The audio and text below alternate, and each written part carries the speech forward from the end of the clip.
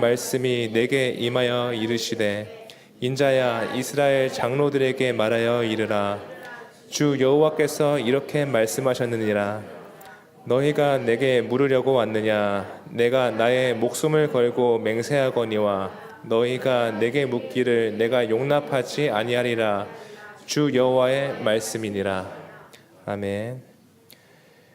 이제 김봉현 목사님께서 가짜 희망, 진짜 희망이라는 주제로 말씀 전해 주시겠습니다. 안녕하세요. 네, 오늘 에스겔서 말씀 본문을 중심으로 좀 넓게 함께 나눠보도록 하겠습니다. 두 대화가 이어지는 거잖아요. 요즘에 사금하시고 있는 부분들에 있어서는 여기 한쪽에 바벨론의 유대인들이 있고요, 다른 한쪽에 하나님이 계시고 서로가 이제 서로를 설득하면서 대화를 하는 부분들이 에스겔서 전반에 깔려 있다라고 생각하시면 이해하시기가 좀 더 편합니다. 먼저 이 바벨론의 유대인들 입장을 한번 봅시다. 이 사람들은 어떤 상황이에요? 계속 강조해서 말씀드리지만 하루아침에 자기 삶을 다 잃어버린 상황이죠. 그렇죠? 이들의 삶은 어디에 있었어요? 예루살렘에 있었잖아요. 예루살렘에서 내 가족, 친구, 직장, 문화, 생활, 성전, 그들의 삶이 예루살렘에 있었단 말이에요. 근데 하루아침에 톡 떨어져서 지금 바벨론 땅에 던져졌잖아요. 그러니까 내 삶을 다 잃어버렸어요. 그러니까 이들에게 있는 희망이 뭐겠어요? 희망? 너무 단순하죠? 돌아가는 거죠. 그렇죠?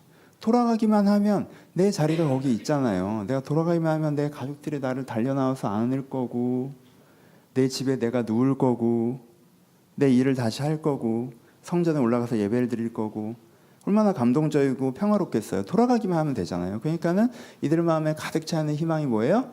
예루살렘에 돌아가는 거죠. 그렇죠? 근데 이들이 이 희망에 너무 이렇게 가득 차서 잘못한 적도 있었어요. 어떤 잘못? 돌아갈 거야 라고 얘기해 주는 사람이 하나님의 선지자다라고 생각할 때가 있었죠. 그래서 내 귀에 듣기 좋은 사람에게 귀 기울이고 돌아간다고 하는 선지자를 쫓아다니면서 맞아, 돌아가지, 그게 확실하지, 이렇게 할 때가 있었어요. 그렇죠?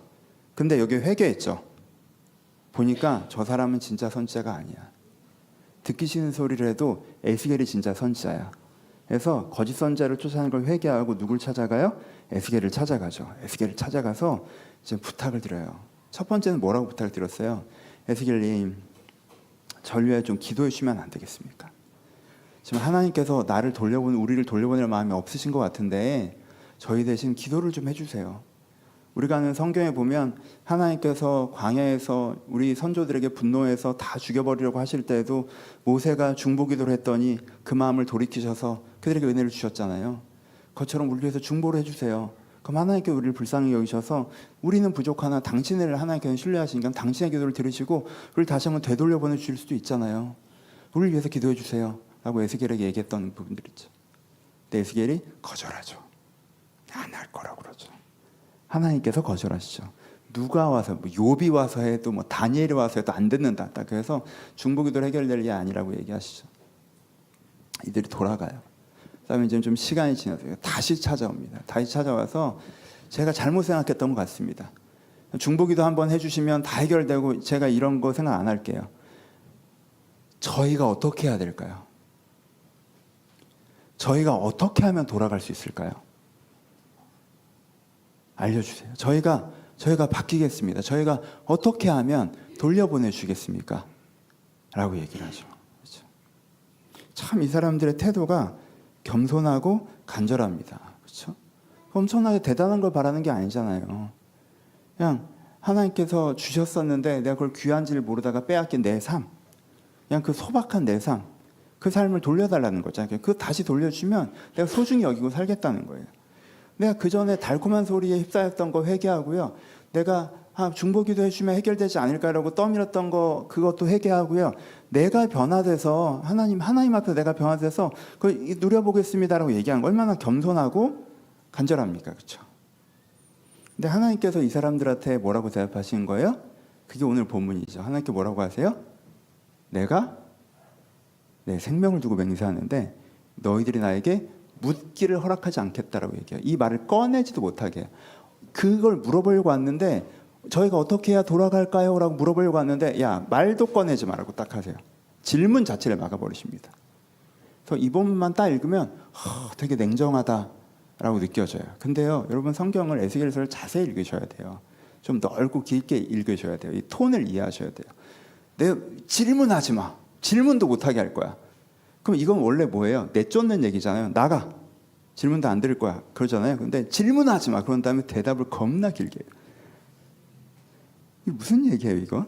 그러면 이 질문하지만은 대화를 안 하겠다는 뜻이 아니라 질문이 틀렸다는 뜻이죠. 그렇죠?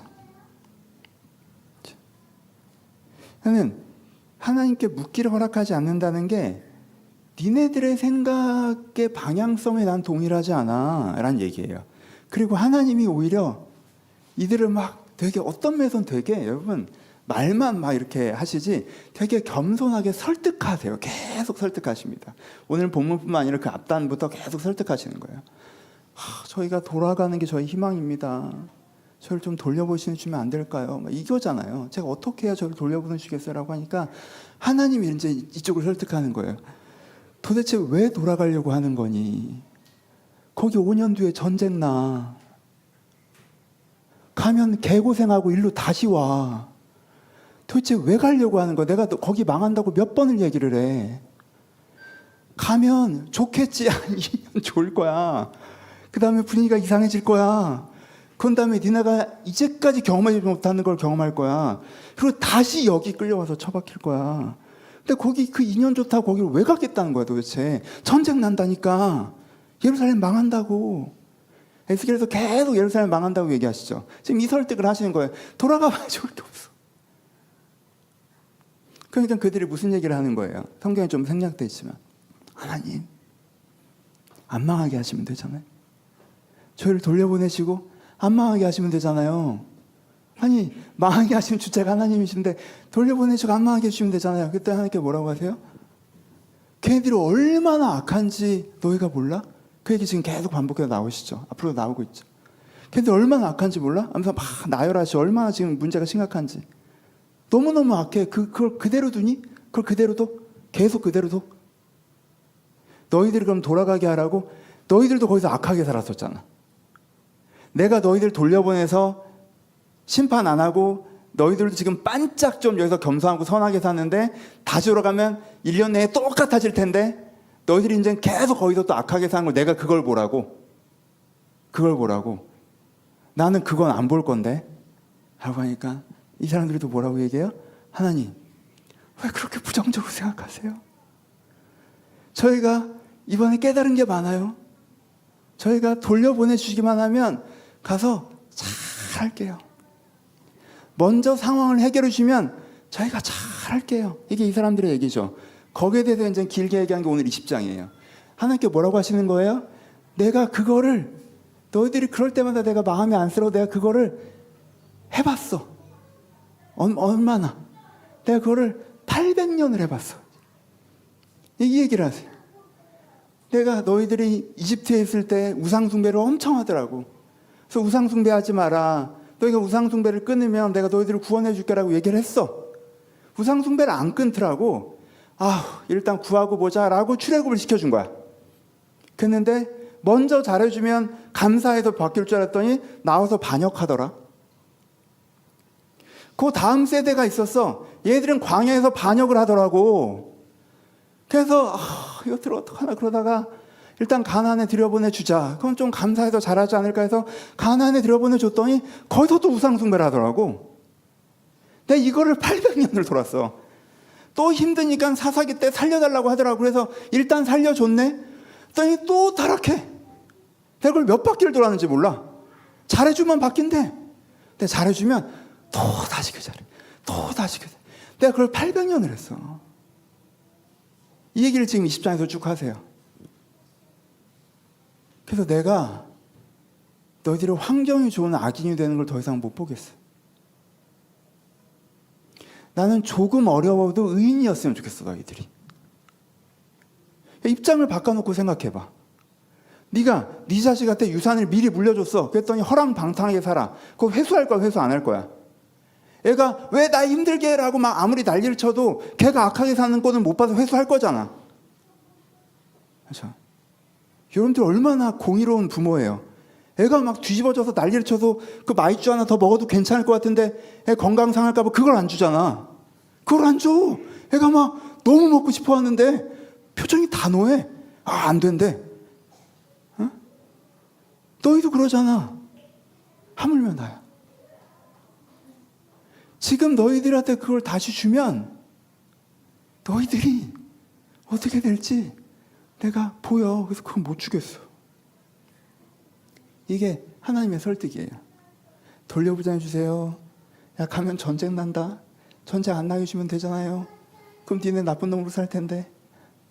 일단 보내주시면 잘할게요. 내가 한두 번 속.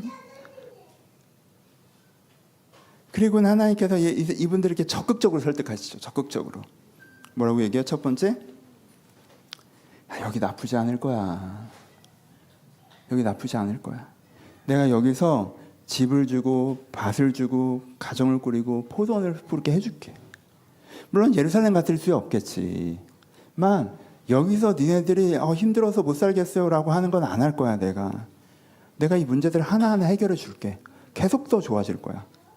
바벨론 사람들이 우리가 포로를 끌고 온 거야, 상류층 뭐 나라를 뺏기고 있는 거, 이런 기분이 들 정도로 여기서 차근차근 풀어줄 거야. 그러니까는 돌아가야만 잘 지낼 수 있다고 생각하지 말고 여기서 잘 지낼 생각을 해봐. 그리고 두 번째, 내가 여기서 너에게 은혜를 줄게. 내가 여기서 너희가 성소가 되어줄게. 내가 너희가 여기서 정말 은혜를 줄 거야. 그리고 내가 너희를 변화시켜줄게. 내가 너희 한 사람 한 사람 가운데 찾아가서 내가 새 영을 너에게 부어줘서 너희 돌 같았던 마음이 부드러운 마음으로 바뀌게 해줄 거야. 너만 그런 게 아니라 한 명 한 명을 다 그렇게 해줄 거야. 그럼 너희가 한 마음이 될 거야. 야, 상상해봐. 사실은 이게 너무 좋지 않아? 너희가 정말 힘들었던 이유가 뭐야? 너도 별로고 옆 사람도 별로여서 네가 힘들었던 거잖아. 너를 보면 한심하고 옆 사람을 보면 화가 나서 힘들었던 거잖아. 근데 너도 괜찮은 사람이 되고 옆 사람도 좋은 사람이 될 거야. 사실 이게 더 좋아. 주변 환경은 되게 좋고 돈 많은데 너도 그지 같고 옆 사람도 그지 같으면 하나도 안 좋아. 해봤잖아. 유대에서 너희들이 행복했니? 아니잖아. 너도 좋은 사람이 되고 옆 사람도 좋은 사람이 되면 네가 여기서 행복할 거야 라고 얘기하세요. 그러면서 어디까지 얘기하시냐면 결국 어떻게 될 거냐면 너를 통해서 세상이 바뀔 거야. 너를 통해서. 유대에서 계속 이어졌던 악한 유산을 너희가 끊어내고 선한 역사를 시작하는 그 첫 단추를 너희가 만들 거야. 그 첫 단추를. 너희 자녀 세대가 얼마나 아름답게 일어날 거냐면 너희를 통해서 우리의 이 수고로 역사가 바뀌었구나라고 느껴지게 너희 자녀 세대가 아름답게 세워질 거야. 그들이 이스라엘 산에 심겨질 거고 지금 포도나무 같은 그들이 백향목이 될 거고 그게 다시 한번 그 땅으로 돌아갈 거고 위대한 일들이 벌어질 거야. 너희가 여기서 삶을 낭비하는 게 아니라 정말 좋은 삶을 살아가게 될 거야. 막 설득하세요. 마치 뭐라고 하시냐면 뒷부분에 그때가 되면 니네가 그때 내가 너희한테 가서 야 다시 선택권을 주면 어떡할래? 다시 20년 전으로 돌아가서 예루살렘으로 돌려보내줄까? 아니면 여기서 계속 살래라고 하면 그땐 너희가 예루살렘을 왜 가요? 여기서 살아야죠 라고 대답할 거야. 지금은 막 예루살렘을 돌려보내달라고 니네가 난리인데 그때가 되면 그때 예루살렘 돌아갔으면 큰일 날 뻔했죠. 예루살렘 안 망했으면 큰일 날 뻔했죠 라고 얘기할 거야.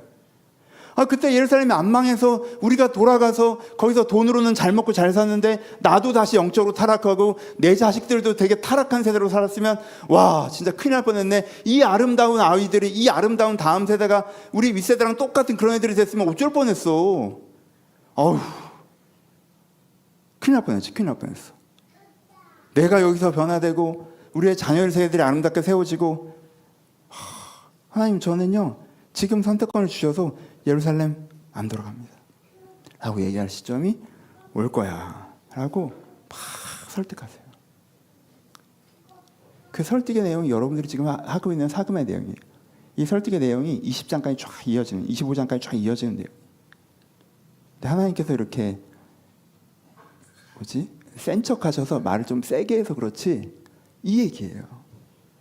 그러니까 우리가 읽을 때는 유다가 이런 죄에 빠져 있고, 이런 나쁜 여자와 같고, 막 이렇게 애들 무너뜨려 버리고 막 이러니까 되게 무서운 얘기만 하네 하고 막 넘어가시지 마시고요. 대화 흐름이 이래요. 대화 흐름이. 이 친구들은 돌아가는 게 좋은 줄 알고 계속 돌아가게 해달라고 그러고 있고, 하나님은 돌아가는 거 안 좋고 여기 있는 게 좋은 거라고 계속 설득하고 계시는 거예요. 그리고 이들이 여러분 우리 역사의 결과를 알죠. 이들이 결국 여기에 설득당하죠. 이들이 여기서 아름답게 살아가죠. 위대한 삶을 살아가죠. 다음 세대를 일으키죠. 여러분 이스라엘 역사를, 유대 역사를 살펴보면 그들이 돌아갔으면 어쩔 뻔했어요. 그렇죠? 이게 에스겔에 있는 즐거움이에요. 예레미야는 우리가 결과를 알아. 걔들이 결국 망해. 근데 에스겔은 우리가 결과를 알아요. 결국 그들이 은혜 받고 병한 되죠. 그렇죠? 그럼 본문들을 그래서 한번 다시 읽어드릴까요? 예레미야 29장 6절이죠. 너희는 집을 짓고 거기에 살며 텃밭을 말고 열매를 먹으라. 아내를 맞이하며 자녀를 낳으며 너희가 거기서 번성하고 줄어들지 아니하게 하라. 너희들 여기서 집 얻고 텃밭 얻고 결혼하고 여기서 번성해야 돼 라고 얘기하시는 거죠. 그 다음에 에스겔 11장 16절에 이렇게 얘기하죠. 그들이 도달한 나라에서 내가 그들에게 성소가 되리라. 내가 너희한테 은혜 줄 거야. 은혜 줄 거야. 또 뭐라고 말씀하십니까? 내가 그들에게 한 마음을 주고 그 속에 새 영을 주며 그 몸에서 돌 같은 마음을 제거하고 살처럼 부드러운 마음을 주어서 내 율례를 따르며 내 규례를 지켜 행하리니 그들은 내 백성이 되고 난 그들의 하나님이 되리라. 하나님께 여기에 남으면 어떻게 하실 건지 얘기하시는 거죠. 돌같이 딱딱한 마음을 제거하고 살처럼 부드러운 마음을 주시고 한 마음이 되게 하시고 그들은 내 백성이 되고 나는 그들에게 하나님이 되는 아름다운 공동체를 여기서 만들겠다고 하시는 거죠. 그리고 뭐라고 하십니까? 이 구절이 되게 기억하셔야 되는 구절인데 곧 너희 자녀들이라 그들이 너희에게로 나오리니 너희가 그 행동과 소행을 보면 내가 예루살렘에 내린 재앙 곧 그 내린 모든 일에 대하여 너희가 위로를 받을 것이라. 한 번 더 반복하시죠. 너희가 그 행동과 소행을 볼 때 그들로 인하여 위로받고 내가 예루살렘에 행한 모든 일에 이유 없이 한 것이 아닌 줄을 알리라.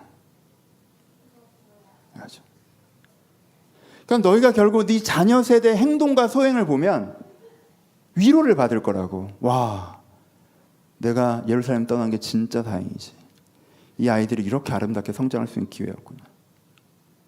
이렇게 우리가 우리 유다 역사의 악한 고리를 끊고 새 역사를 시작할 수 있는 계기였구나. 이걸 개인사적으로 하면 내가 내 인생에 잘못된 줄 알면서 떠밀리듯 살았었는데 이렇게 살면 안 되지, 이렇게 살면 안 되지, 이렇게 살면 안 되지 하면서 그렇게 계속 살았는데 하나님께서 이 고난으로 내 인생의 마디를 딱 끊어주셔서 내가 그때부터 새롭게 살게 하셨구나. 그 마디가 없었으면 어쩔 뻔했나. 아니면 계속 그렇게 살았을 텐데 정말 다행이다 하는 그 시점이 올 거라고 지금 여기서 말씀하시는 거죠. 이렇게 하나님께서 그들을 설득하십니다. 이 흐름 속에 여러분들이 에스겔을 보시고 이 흐름 속에서 여러분들이 그 말씀, 그들의 입장과 하나님의 마음들을 읽으셨으면 좋겠어요. 이것을 한 단어로 정리하면 뭐와 뭐의 충돌입니까? 가짜 희망과 진짜 희망의 충돌이죠. 가짜 희망이 있고 진짜 희망이 있습니다. 가짜 희망은 뭐예요? 내가 생각한 희망이에요.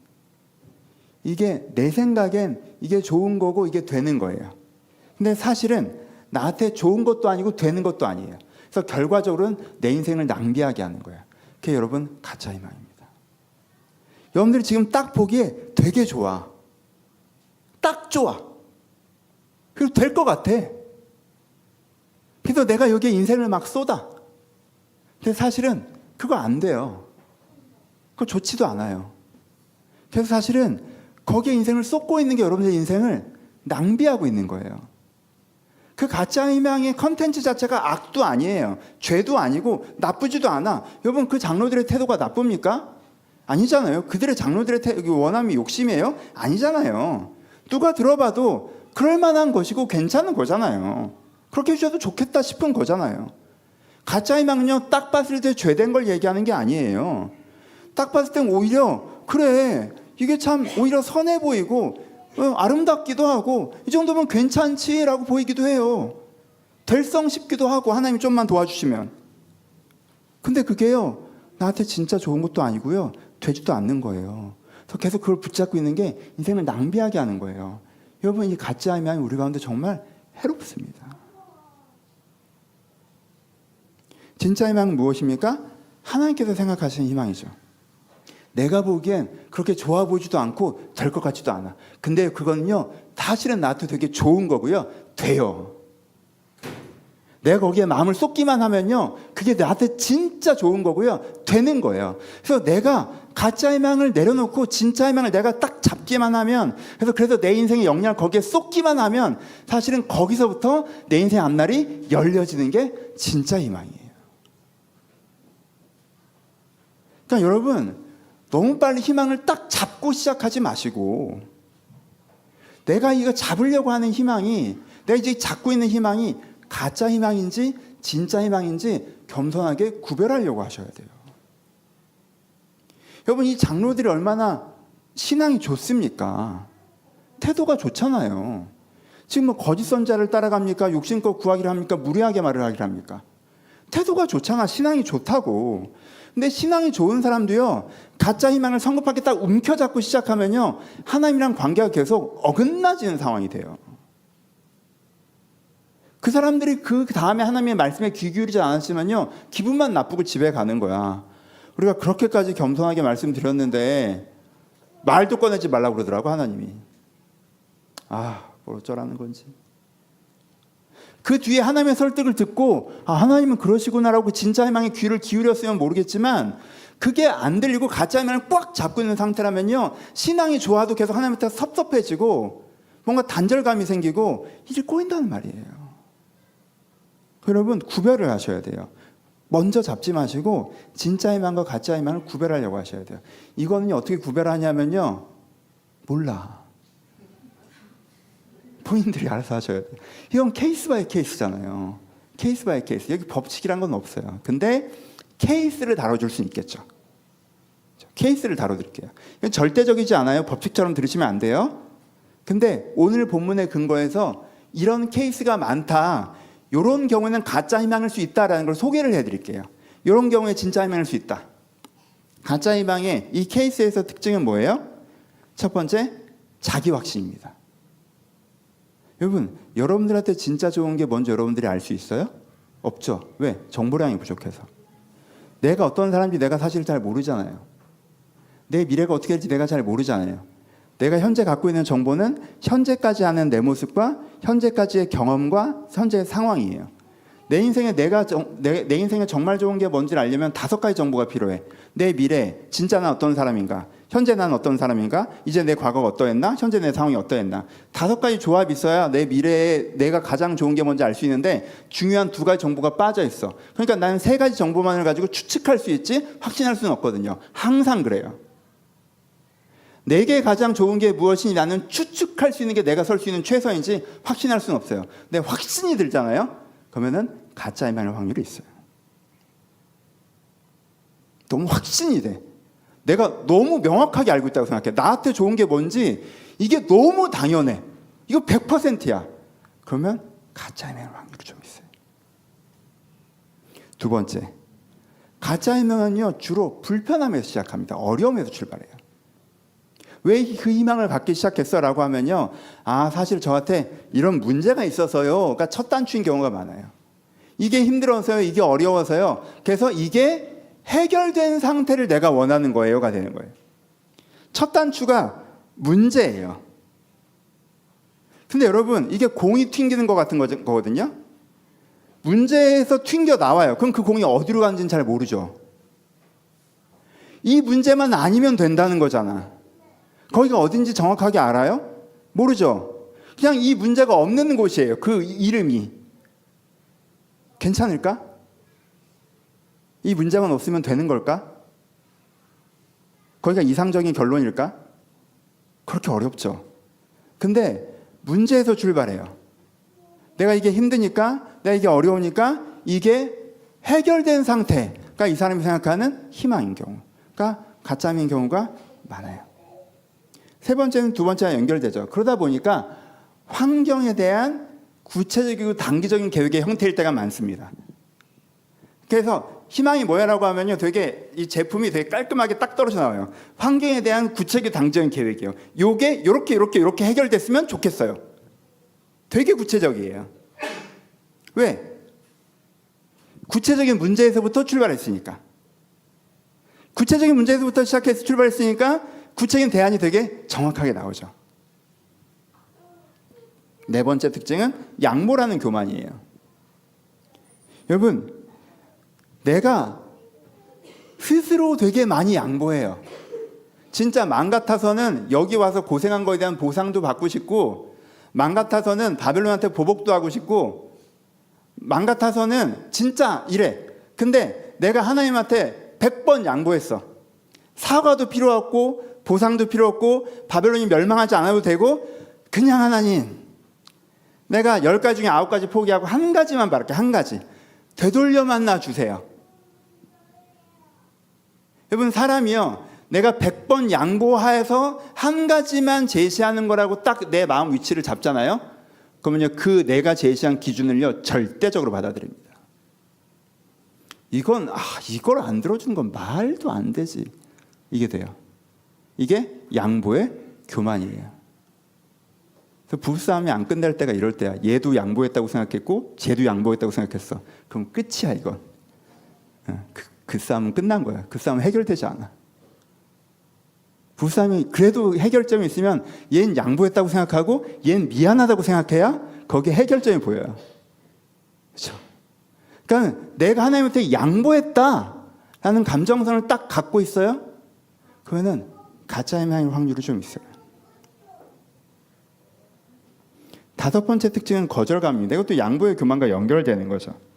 내가 최소한을 제시했다고 생각해요. 근데 하나님이 거기에 대해서 그건 말도 꺼내지 마라고 얘기해. 그러면은, 그리고 막 무슨 얘기를 해, 하나님이. 그러면 내가 여유가 있는 상태면 하나님, 야, 그건 말도 꺼내지 마 하고 막 무슨 얘기를 하면, 그래요, 이건 말 안 꺼낼, 그래서 무슨 얘기인데 이렇게 들어볼 거 아니야.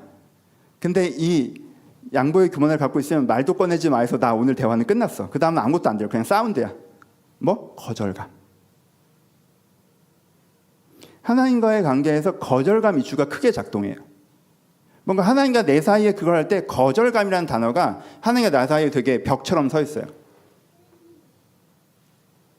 이게 가짜 희망이 많이 나타나는 가짜 희망이 많이 나타나는 특징이에요. 이 중에 한두 개 있으신 거는 괜찮고요. 자기 확신은 성격 문제일 수 있잖아. 저도 주로. 그렇죠? 내가 단기적 구체적인 계획들이 있죠. 여러분, 여리고를 무너뜨릴 때, 그렇죠? 홍해를 가를 때 단기적 구체적인 계획들이 있었잖아요. 그거 하나하나가 다 뭔가 틀렸다는 말씀은 절대 아니고요.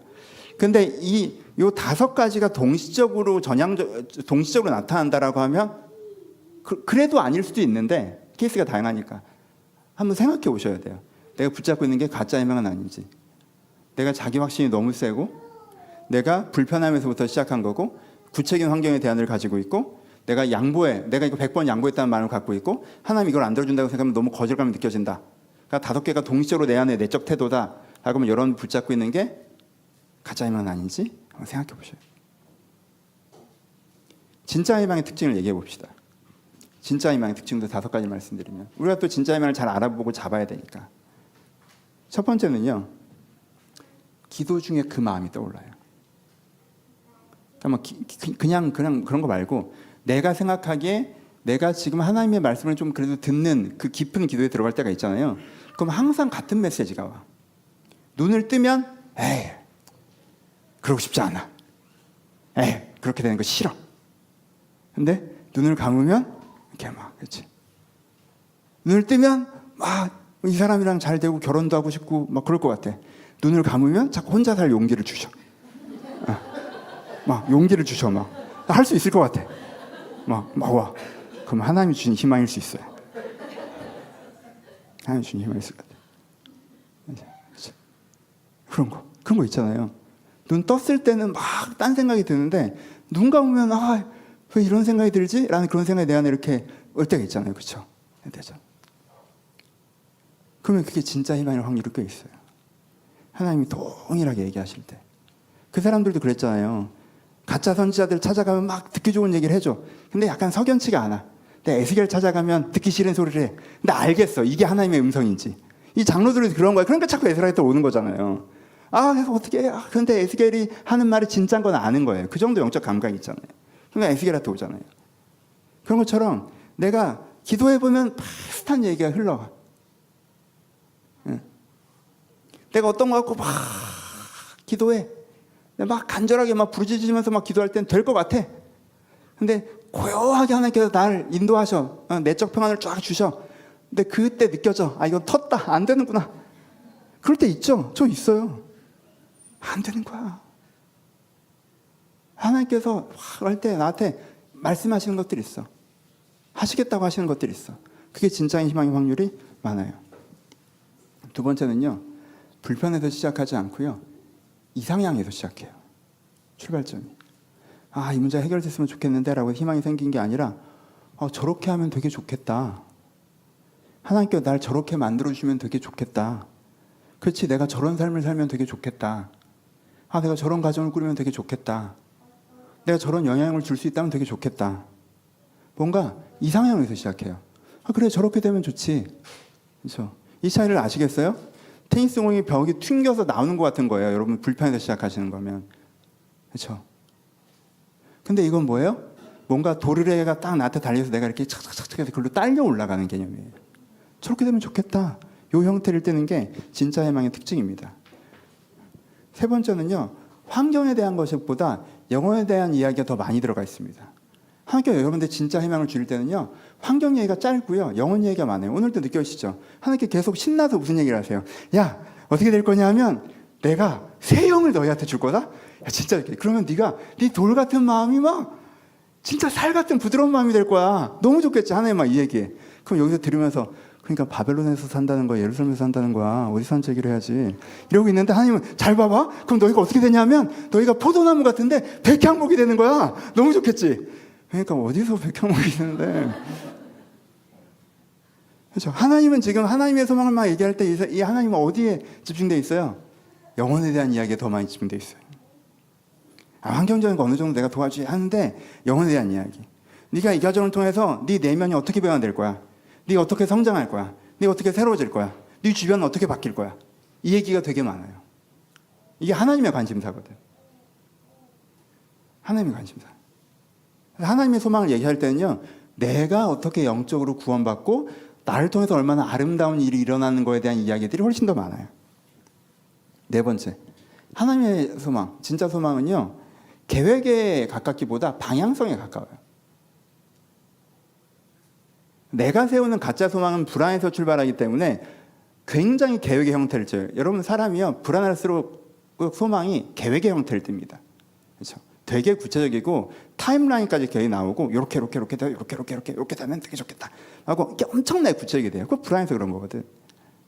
근데 이게 하나님께서 주시는 진짜 소망은요. 방향성에 더 가까워요. 내가 너를 아름다운 사람으로 회복하고 한 마음이 된 공동체를 만들고 이스라엘 산으로 돌아갈 거고 백향목이 되게 할 거고 네 인생을 산 다음에 정말 아름다운 인생을 살았다고 고백할 거고 너희 자녀세가 위대할 거고 너도 네 인생에 대해서 자부심을 가질 만한 것들이 많을 거고 그를 통해서 선한 영이 땅을 너희가 볼 거고 그 일이 그렇게 오래지 않아 5년 10년 내에 다 이루어질 거고 너희가 그것을 감사하게 될 거고. 그러니까 내일은 어디 사는데요는 잘 안 나오죠. 그것도 지엽적으로 붙어요. 하지만 여러분 이거는 설교기보다 팁인데 여러분 하나님이 지향적 얘기를 길게 하실 때 되게 관심 있게 끝까지 들으셔야 그 다음에 계획 얘기를 조금 해줘요. 아시겠어요? 여러분이 지향성 얘기 하실 때 되게 지루해하면서 그러니까 언제 어떻게 되는 건데요? 라고 얘기하면 하나님은요. 처음부터 얘기를 다시 시작하세요. 그러니까는 계획에 관심이 많잖아요. 꼭 참고 지향성 얘기를 들어. 거의 젖어들어셔야 돼요. 진짜 그렇군요에 설득되셔야 돼요. 하나님 내 삶이 그렇게 될 수 있다면 너무 좋겠습니다라는 방향성 여러분들이 충분히 젖어들었다고 생각할 때 하나님께서 계획 얘기를 시작하신 경우가 많아요. 이건 그냥 설계보다 팁인데 그냥 개인적인 경험인데 아닌 경우도 훨씬 많죠. 케이스니까. 여러분 거기에 대해서 깊이 들으려고 하셔야 돼요. 또 방향성 내가 하나님한테 구체적인 걸 또 하나님 내가 사명과 비전을 갖고 어떻게 살아갈 걸 구체적인 얘기하는데 하나님께서 내가 너를 들었으리라 하면 또 저 소리 내가 진짜 환장한다 이러면요 그 소리 듣다 죽어요. 아멘. 이걸 하셔야 돼. 막 깊게 들어가셔야 돼. 그 은혜의 끝에 구체적인 얘기가 나와요. 5번째는 작은 대안을 주십니다. 작은 대안 주세요. 당장 불편해서 시작했잖아요. 그럼 이 불편은 그냥 견딜 수 없잖아. 그러니까요, 하나님께서 그거는 넘어가는 걸요 즉각적으로 많이 해주세요. 그 광야의 이스라엘 사람들이요, 하나님 광야에 살기 너무 힘들어요. 빨리 가나안 들어가게 해주세요. 이거에 대해서는 별로 반응을 안 하세요. 아니야, 니네 1년 있어야 돼. 1년 동안 훈련 받아야 돼. 빨리 안 갈 거야. 니네는 40년 있어야 돼. 빨리 안 갈 거야. 그렇죠? 그거는 하나님께서 반응하지 않으세요. 근데 하나님, 그럼 내일 뭐 먹어요? 왜 굶어 죽어요? 그랬더니 하늘에서 만나가 비처럼 내려오죠. 하나님, 만나 먹다 환장하겠어요. 그랬더니 메추라기를 보내주시죠. 그렇죠? 그러니까 그거는 반응하세요. 여러분들 구체적인 장면에서 하나님, 큰 그림에서 오케이, 알겠어요. 우리가 그런 걸 풀어가는 거 알겠는데, 하나님 오늘 죽겠는데 이건 어떡하죠? 라고 하면요, 여러분 그땐 좁히세요. 그걸 갖고 복잡하게 넓혀서 하나님 이 문제를 해결해 주면 가능해. 내가 진짜 굶어 죽겠다니까 가난으로 내일 당장 보내달라고 이렇게 하면 말이 꼬이는 거고, 됐고 오케이, 하나님 늦게 가는 거 오케이. 그건 나중 문제. 근데 하나님 오늘 살아야겠는데 이 문제는 어떻게 해요? 라고 하면요, 하나님께 한 걸음 인도하십니다. 그 경험을 자주 하고 계시면 진짜의 말의 확률이 높아요. 내가 큰 방향성은 좀 막연해. 될지 안 될지 모르겠어. 근데 하나님께서 언덕 하나하나 넘게 하셔. 근데 감질나게 하셔. 목말라요? 그럼 피트병 하나 주면 좋잖아. 그럼 목말라 그러면 종이컵으로 물 주듯이 이렇게. 그래서 한 잔 더 달라고 하면 또 안 줘. 좀 이따 줘. 약간 그런 느낌으로. 근데 뭘 줘? 내가 쓰러질까 봐. 그러면 진짜 희망의 확률이 높아요. 이건 케이스예요. 오늘 보면서 나오는. 무조건적이지 않죠. 여러분, 그 생각을 가지셔야 돼요.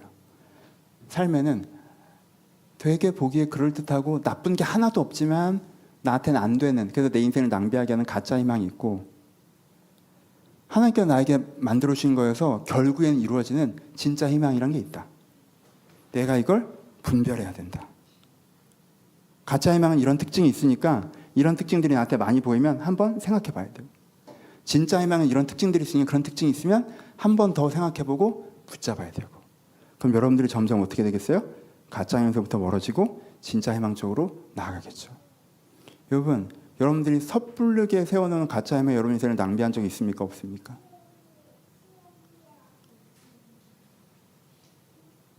그 실수를 또 하고 싶으십니까? 하고 싶지 않으십니까? 여러분들이 도덕적으로 타락하고 그런 게 아니라 여러분 인생에 가짜 희망 하나가요, 2년씩 들어먹어요.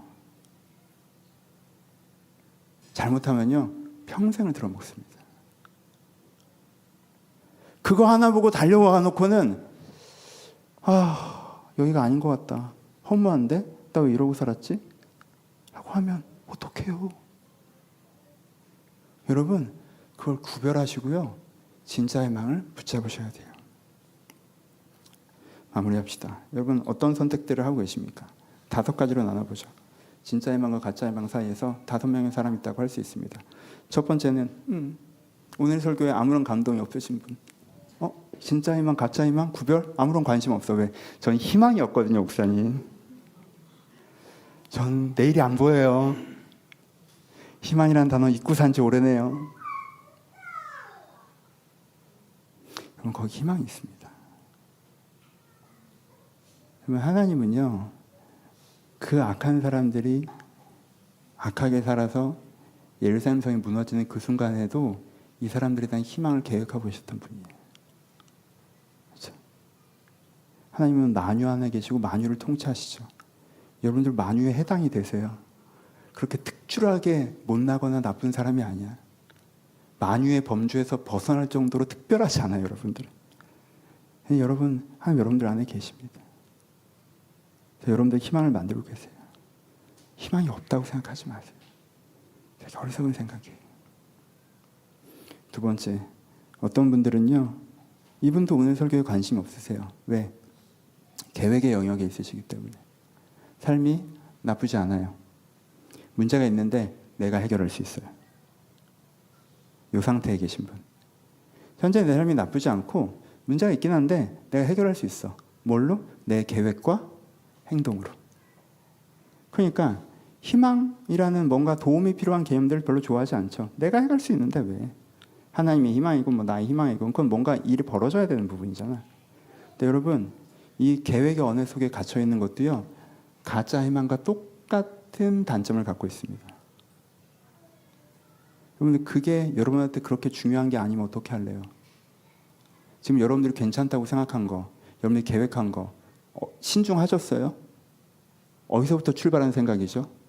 왜 그게 나한테 좋다고 확신하셨어요? 후회하지 않을 자신 있으신가요? 진짜 될까요? 여러분 나는 그렇게 대단한 사람이 아닙니다. 내가 노력하고 되어지는 것들이 어느 정도 내 인생에 5년, 10년 단위 있었다고 해서 내가 되게 유능한 사람이고 내가 열심히 하면 못할 것이 없다? 그런 인간은 존재하지 않아요. 진짜 성공한 사람들은 거의 다 자기에게 운이 있었다고 고백합니다. 어떤 삶의 태도만 가지면 성공할 수 있다고 말하는 사람들 다 장사꾼들이에요. 잊지 마십시오. 그럼 여러분 그만을 내려놓으셔야 돼요. 삶의 많은 부분은 하나님의 손에 달려 있습니다. 거니 내가 어떤 게 내가 뭘 할 수 있다고 생각하고 내가 생각대로 계획하더라도 하나님 앞에 한번 가져가 보세요. 상의해 보세요. 물어보세요.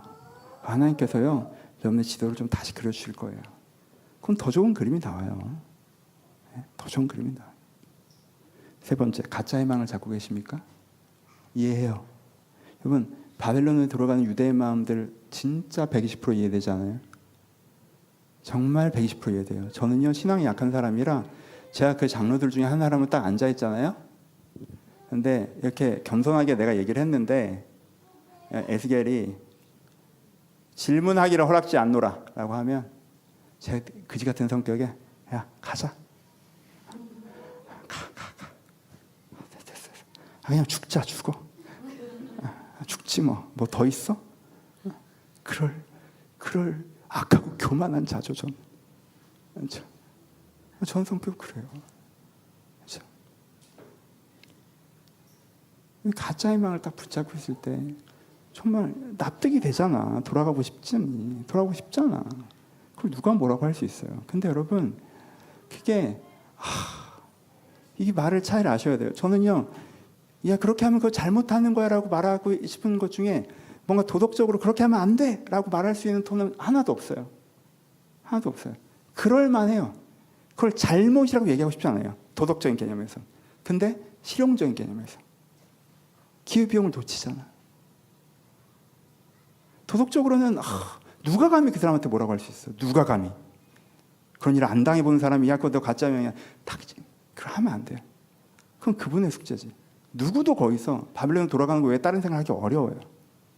그걸 해내는 게 오히려 대단한 거지. 도덕적으로 문제라고 감히 얘기할 수 없지만 기회비용을 놓치는 게 상황적으로 아깝잖아요. 여러분 이게 혹시 안 좋고 안 되는 건 내가 좀 과도한 확신을 갖고 있나? 라는 정도의 자기점검 해볼 수 있잖아요. 내 미래를 모르고 나를 모르는데 안 될 걸 내가 붙잡고 있으면 또 내가 인생을 낭비하는 거잖아요. 조금 놔보세요. 마음 좀 상해도 거절감이 들어도 그럼 하나님은 어떻게 하실 생각이신데요? 하나님 생각은 뭐세요? 하고 물어볼 수 있는 그걸 시작하셔야 돼요. 네 번째, 저는 사실 여러분들의 많은 분들이 여기에 해당된다고 생각하고 오늘 설교를 준비했는데 나중에 굉장히 많은 분들은 진짜 희망을 향해서 걸어가고 계신데 그걸 잘 인지를 못하고 계신 것 같아요. 왜냐하면 여러분들이 지금 희망의 언어로 여러분들 하는 행동을 해석하지 않고 순종의 언어로 해석하고 있기 때문에 그래요. 되게 많은 분들이 그래요. 막 내가 가짜 희망을 잡고 이렇게 기도해봤어. 근데 하나님께 이걸 아니래. 그 정도의 은혜가 있는 거야. 하나님께 아니라고 하셔. 하나님께서 영혼에 대한 관심을 이렇게 내주셔. 그러면은 이렇게 눈 뜨면 이렇게 또 목사랑 만나면 투덜거려. 하나님께서는 정말 지 일에는 관심 더럽게 많으시네요. 제 일에는 관심이 없으시고 하는데 또 하나님이 시키시니까 또 영혼에 관심을 가져. 그리고 영혼권을 위해서 기도를 해. 그리고 또 내가 이렇게 됐으면 좋겠다는 마음이 드는데 하나님께서 그걸 안 된다고 하시니까 뭐 거절감을 들고 막 때려치고 이런 게 아니라 안 되는구나. 하나님이 왕이시지 뭐. 안 되면 안 되는 거지. 그럼 오늘은 어떻게 살까요? 오늘은 이렇게 살라고 마음 주신가? 또 오늘 또 성실하게 살아? 순종의 언어로 하고 있는 거죠. 근데 여러분, 이 사람이 지금 어디를 향해 걸어가고 있어요? 이 사람이요, 진짜 희망을 향해서 걸어가고 있는 거예요. 본인이 그걸 잘 모를 뿐. 순종으로 은혜에 반응하고 있어요. 진짜 희망에 대한 개념이 없어서, 근데 본인이 희망은 못 느껴. 이러고 걸어가니까. 그래, 시키는 대로 해야지. 근데 사실 이 사람, 여러분들 많이 이러시거든요. 눈을 뜨세요. 거기가 진짜 희망으로 가는 길이에요. 왜 이걸 거절하실까? 왜 이걸 막으실까? 왜 이걸 안 들어줄까? 왜 나는 상황이 급한데 하나님께 영혼 얘기를 하실까? 난 이게 이렇게 됐으면 좋겠는데 거기서는 답이 없으실까? 그럼 왜 내 생활에 이거에 대해서 말씀하실까? 왜 지금 당장 난 단명가지가 많은데 먼 훗날 얘기를 하실까? 왜 영적인 얘기를 하실까? 왜? 거기로 가면 여러분들 가운데 아름다운 결과가 있을 것이기 때문입니다. 여러분, 그러니 순종의 언어로 해석해서 오늘은 잘 걷고 계신데 그게 진짜 희망으로 걷고 있다는 기쁨이 없으신 분들, 그럼 오늘 말씀을 붙잡으시고 이 하나님이 해주셨던 그 위로의 말씀들을 들으셔야 돼요. 니네들이 그때가 되면 예루살렘이 왜 망한지 알 거야. 네 인생에 그 어려움이 왜 필요했는지 알 거야. 니네들이 그때가 되면 너희 자녀 세대들의 행위와 행실을 보고 와, 나 정말 잘 살았구나라고 자부심을 느껴야 할 거야. 그 일이 내 인생에 왜 있어야 돼요? 그렇지 않고 하나님, 그 일이 내 인생에 있어서 다행입니다, 감사합니다 하는 시점이 올 거야. 그 귀로의 말씀을 들으셔야 돼요. 그래서 지금 잘 보이지 않더라도 분명 이게 끝에 하나님께서 나에게 희망을 주신다는 걸 여러분 마음에 품으셔야 합니다. 그렇죠? 네 번째, 전 여러분들의 상당수가 여기 서 있다고 생각합니다. 다섯 번째, 진짜 희망을 붙잡고 계십니까? 너무 잘하고 계세요. 꼭 잡으세요. 꼭 잡으세요. 집중하세요. 하나님께서 내가 이거에 대해서 얘기할 때 녹회하시고 이걸 말씀하셨어. 막연한 말씀이기는 해. 하지만 분명히 말씀하셨고 구체로 내가 오늘 하루를 어떻게 살아갈지 말씀하셨어. 그러면 여러분 집중하시면 돼요. 딴 데 보지 마세요. 생각 많아지지 마세요. 이게 확실하잖아요? 그럼 심플해지세요. 이것만 점검하세요. 혹시 생각이 많아지고 마음이 흔들리세요? 그럼 이걸 다시 한번 확인하세요. 이게 진짜 하나님께 주신 마음이 맞나? 이게 하나님께 주신 방향이 맞나? 이게 소망이 맞나? 다시 한번 확인하세요. 근데 깊이 기도하는 가운데 다시 소망을 확실하게 하시잖아요? 흔들리지 마세요. 그럼 여러분 답이 나옵니다.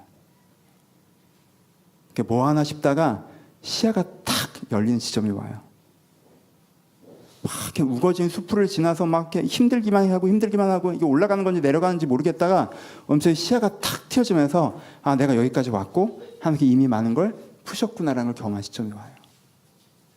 여러분 진짜 소망을 갖고 계시다면 그걸 꼭 붙잡고 걸어가셨으면 좋겠습니다. 말씀을 마치겠습니다. 여러분 소망이 있으십니까? 소망이 있으십니까? 소망은 다른 게 아니에요. 오늘보다 더 나은 내일을 자연스럽게 받아들이고 계시나요? 내일이 오늘보다 나을 거라는 게 여러분들 자연스럽게 받아들여지고 계시나요? 이게 안 되시면 그럼 이 단어를 닦으셔야 돼요. 내게 가장 좋은 날이 지나간 것 같으신가요? 그냥 이 정도로 버티고 살다가 안 좋아지겠지만 좀 천천히 안 좋았으면 좋겠다라고 생각하시나요? 그냥 난 좀 괜찮은 삶을 살 수 있었는데 몇 번의 실패로 그저 그런 삶을 살아가게 된 거라고 생각하시나요? 어떤 방식이든지 오늘보다 나은 내일이 안 보이시면 소망에 대해서 여러분들 살짝 놓치신 거예요. 근데 여러분 항상 거기에 소망이 있습니다. 항상 거기에 소망이 있어요. 하나님께는 여기서부터 여러분들 더 나은 사람을 만들 생각을 하고 계세요. 여기서부터 여러분들 공동체를 더 아름답게 만들 생각을 하고 계세요. 그래서 여기서부터 여러분들의 삶을 하나님께서 사용하실 생각을 하고 계세요. 지금 에스겔서가 얘기했던 것, 너희가 백향목 가지에서 꺾여서 여기서 포도나무가 됐지, 그렇죠? 이게 그들이 가고 있는 정서죠. 내 인생 가장 아름다운 시즌이 끝나고 여기 처박힌 느낌이잖아요. 다시 백향목이 될 거야, 이 얘기죠. 너희가 지금 마른 뼈와 같지, 너희 다시 한번 살아날 거야, 이 얘기죠. 여기서는 계속 소망에 대해서 얘기합니다. 계속 계속 소망에서 얘기해요. 성전이 다 무너진 걸 봤지? 세울 거야. 여러분 그게 보이셔야 돼요. 여러분들 과거의 경험들 때문에 현재의 상황들 때문에 내 인생이 지금보다 내일이 더 나아질 거라는 생각이 안 드신다면 여러분들 하나님께서 하신 말씀을 놓치고 계신 거예요. 여러분 이걸 마음에 품으세요. 하나님 저에게 소망이 있음을 믿습니다. 제가 소망이 없는 것처럼 내 인생의 계획과 목표만 있는 것처럼 내가 가짜 희망을 움켜잡고 그런 것들을 내버리고 하나님께서 내게 그려주시는 그 희망, 그 소망을 그려나가고 따라가겠습니다. 그럴 때 여러분들 그것들을 보여주실 것입니다. 그리고 여러분들이 정말 모든 그리스도를 갖게 된 청년의 마음, 독수리만 알겠지만 올라가는 우리는 오늘보다 나은 내일을 갖고 있기 때문에 죽을 때까지 청년의 마음으로 사는 거거든요. 그 아름다운 푸르른 마음을 여러분들 마음에 소망 가운데 회복하시길 주님의 이름으로 축원합니다. 같이 찬양하시겠습니다. 오늘은 비준비하신이라는 찬양을 같이 할 텐데 내가 가짜 희망에서 벗어나서 진짜 소망을 보는 제일 기본적인 첫 단추가 뭔지 아세요? 첫 단추? 오늘 찬양의 힌트예요. 하나님을 높이는 거예요. 하나님이 낮잖아? 그럼 내 가짜 희망으로 계속 따져. 하나님 이렇게 해야죠. 하나님 저렇게 해야죠. 왜 안 하는 거예요? 도대체 있는 거예요? 없는 거예요? 계속 얘기하죠. 에스겔에서 계속 얘기하는 거. 옆이나 아래가 돼요. 그렇죠? 그래서 에스겔서가 보좌로부터 시작하는 거예요. 보좌를 본 다음에 소망을 얘기할 때 그 소망이 나한테 들리지. 현실을 보면 포로인데. 그렇잖아요. 여러분 이 소망을 보시려면 이게 마음에 안 느껴지잖아요. 내 현실을 주는 생각 때문에 마음에 안 느껴져. 소망이란 말 그냥 묵상하는 듣기 좋은 얘기 같아. 안 느껴지잖아요. 그때는요 구체적인 기도를 하지 마시고요. 하나님을 높이세요. 하나님을 계속 높이세요. 여러분 집에서도 그런 마음이 쏠려 들어올 때는요 하나님을 높이신 찬양을 모아놓고 그걸 틀어놓고 계속 높이세요. 하나님이 저렇게 높아지시잖아요. 그럼 하나님께서 한마디의 소망 얘기만 해도 그게 나한테 이제는 크게 빛으로 다가와요. 하나님이 내 옆이잖아요. 그럼 100마디의 소망을 얘기해도 뭘 좀 한 다음에 얘기를 해. 이런 마음이 튀어나가.